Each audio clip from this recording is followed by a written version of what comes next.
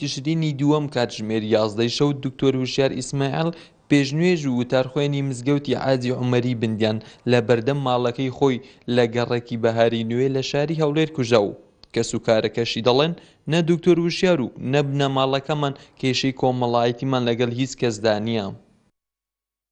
لە دەستدانی کەسایەتیشی گەورە وەزانایەکی دیار و تێکۆشەرێکی کۆڵنە دەر گەنجێکی لاوچاک بانخوازێکی سەرکەوتوو داهێنەرێکی گەورە جەنابی دکتۆر وشیار ئێمە غەیری ئینا لله و ئینا ئیلەیه ڕاجعون چیتر ناتوانین بڵین، بەڵام بێگومانیشین لەوەی کە ئەو دەسەڕەشەی درێژە کرێ بۆ کەسایەتێکی وا خێرخواز خێرویست بانخواز زانا دەستێکی ڕەشە بە ڕەشێتی ئەمێنێتەوە بە ڕووڕەشیش ئەمێنێتەوە لە کاتێکا کە لایەنە سیاسیەکان هەر لایەنە لای خۆیەوە ئەوێت ئیجابی مامەڵە لەگەڵ ئەو دەست پێشخەریانە بکا کە هەیە لە ئارا. لەم کاتا ئەم دەستە ڕەشە درێژەکرێ وە کەسایەتێکی ئاشتی خواز میان ڕە و دیار لەو زەمینە شەهیدەکە بێگومان هەوڵێکی تێکدەرانەیە وە نەزۆکیشە وە ترسنۆکیشە. ئیمڕۆ ئێمە لێرە کە خواحافیزی و ماڵ ئاوایی لە مامۆستا مەلا وشیارەکەین شانازی بە شەهید بوونیەوەکەیەکەین بە ناحەزان و دوژمنان و تیرۆرستانیش ئەڵێین ناسنامەی ملەتی کورد هەر موسڵمانەتیە و مامۆستایانی ئاینیش هەر بەرگری لە حەق و پەیامی ڕاستەقینەی ئاینی پیرۆزی ئیسلامەکەن.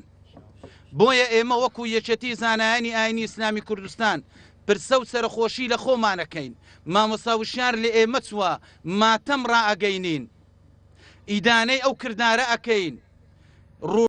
ڕەشی و سەرشۆڕی و ڕسوایی و شەرمەزاری بۆ ئەنجامدەران و بکەرانی ئەم کارە قیزەوەنەیە. کەسوکاری ئەم مامۆستا ئاینیە کە شەوی ڕابردوو لە بەردەم ماڵەکەی خۆی لە هەولێر کوژا داوا دەکەن بەکرانی کوردەوەکە ئاشکرا بکرێن و بسزا بگەیەندرێت.